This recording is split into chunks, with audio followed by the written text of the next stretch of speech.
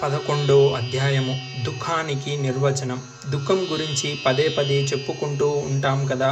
ఆ దుఃఖం నుంచి విముక్తి కోసమే ఆధ్యాత్మిక ధర్మాలన్నీ ఘోషిస్తూ ప్రయత్నిస్తున్నాయి కదా. అయినా వేలాది సంవత్సరాలుగా మనిషి ఆ దుఃఖం నుంచి విముక్తి కలగటం లేదు. ఎందుకనో తెలుసుకోవాలంటే మొదట దుఃఖం అంటే ఏమిటో తెలుసుకోవాలి. దుఃఖం శారీరక కారణాల వల్ల, మానసిక కారణాల వల్ల జనిస్తూ ఉంటుంది. శారీరక కారణాలంటే వ్యాధి. ఒక వ్యాధి మనిషిని ఏడిపిస్తుంటే అది శారీరక కారణం.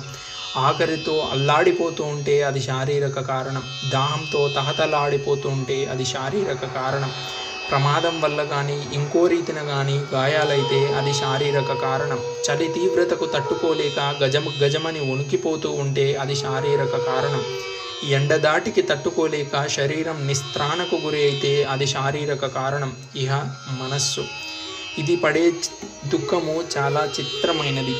అయినదానికి కానిదానికి దుఃఖపడడం, అసూయతో దుఃఖపడడం, లైంగిక వాంఛలతో దుఃఖపడడం, ఆర్థిక బాధలతో దుఃఖపడడం. ఆర్థిక బాధ శరీరానికి సంబంధించింది కదా, మనసుకి ఎలా అన్వయిస్తుంది అనే అనుమానం రావచ్చు. ఇక్కడో చమత్కారం ఉంది.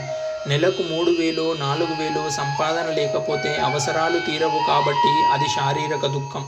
అవసరాలు తీరుతున్నా ఇంకా అది ఉంటే బాగుండును, ఇది ఉంటే బాగుండును అన్న ఆలోచనలకు పోవడం మనసుకు సంబంధించిన దుఃఖం. నెలకు 30,000 సంపాదించడం లేదే, 40,000 సంపాదించడం లేదే అనే మదన పడడం, దానికోసం పోరాటం సాగించడం మనసుకు సంబంధించిన దుఃఖం. ఆకలి వేయటం శరీరానికి సంబంధించిన దుఃఖం. ఆ ఆకలి అన్నది ఏ రుచులతో తీర్చుకోవాలి, ఏ విధంగా తీర్చుకోవాలో అన్నది మనస్సుకు సంబంధించిన దుఃఖం. ఇంకా వివరంగా చెప్పాలంటే ఓ కూర పప్పుతో సరిపెట్టుకుందామా, లేకపోతే చట్నీ సాంబారు వ్యవహారం అంతా చూసుకుందామా, ఎక్కడన్నా ఇంట్లో కుదరక హోటల్కి వెళ్ళి తినాల్సి వస్తే 50 రూపాయల భోజనం తిందామా, 100 రూపాయల భోజనం తిందామా, లేకపోతే స్టార్ హోటల్కి వెళ్ళి 500 రూపాయల భోజనం తిందామా అన్నది మనసుకు సంబంధించింది. శరీరానికి రుచైనా సరిపోతుంది, శరీరానికి ఏ రుచైనా సరిపోతుంది. అలాగే ఉండటానికి ఇల్లు అన్నది శరీరానికి సంబంధించింది, ఎలాంటి ఇంట్లో ఉండాలన్నది మనసుకు సంబంధించింది. అలాగే అనువైన దుస్తువులు వేసుకోవటం అన్నది శరీరానికి సంబంధించింది. ఎంత ఖరీదు పెట్టి ఎన్నెన్ని ఫ్యాషన్లలో వేసుకోవాలన్నది మనస్సుకు సంబంధించింది. వాటి మీద కొంతవరకు ఆభరణాలు ధరించడం అనేది శరీరానికి సంబంధించింది. రకరకాల రాళ్ల గాజులు, నెక్లెసులు, 1,00,000 రూపాయల ఆభరణాలతో శరీరాన్ని నింపుకోవాలనుకున్న ఆశ మనస్సుకు సంబంధించింది. అయితే మనస్సుకు సంబంధించినవన్నీ కేవలం ఆశలని, కోరికలని, విలువలేనివని అర్థం కాదు. నైతిక విలువల్ని కాపాడుకోవాలన్న ఆరాటము, చదువులో ఫస్ట్ ర్యాంకులు సాధించి ఉన్నతమైన విద్యార్హతలు పొందాలన్న పట్టుదల, ఆటలో క్రీడలో విజయం సాధించాలన్న పోరాట పటిమ, తమకు అభిరుచి ఉన్న కళల్లో ఇంకా పైకి ఎదిగిపోవాలన్న తపన, ఇవన్నీ మనసుకు సంబంధించినవైన ఆరోగ్యకరమైనవి. వచ్చిన చిక్కల్లా ఏమిటంటే వీటిలో ఎక్కువ శాతం పరాజయం వైపు మొగ్గి దుఃఖానికి ఆశ్రయమిస్తూ ఉంటాయి.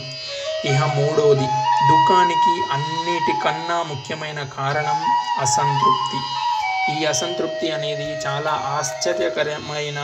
ఆశ్చర్యకరంగా జీవితంలో వాళ్ళ రంగాల్లో ఉన్నత శిఖరాలను చేరుకున్న వాళ్ళలో కూడా గోచరిస్తూ ఉంటుంది.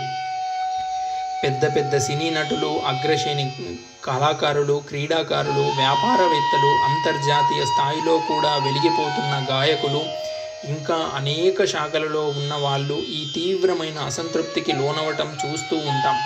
ఉదహరించాలంటే ఎన్నో పేర్లున్నాయి. ఔచిత్యానికి భంగమని ఆధ్యాత్మిక గ్రంథంలో ఏవేవో పేర్లు ఎక్కువగా తీసుకురావడం బాగుండదని రాయటం లేదు.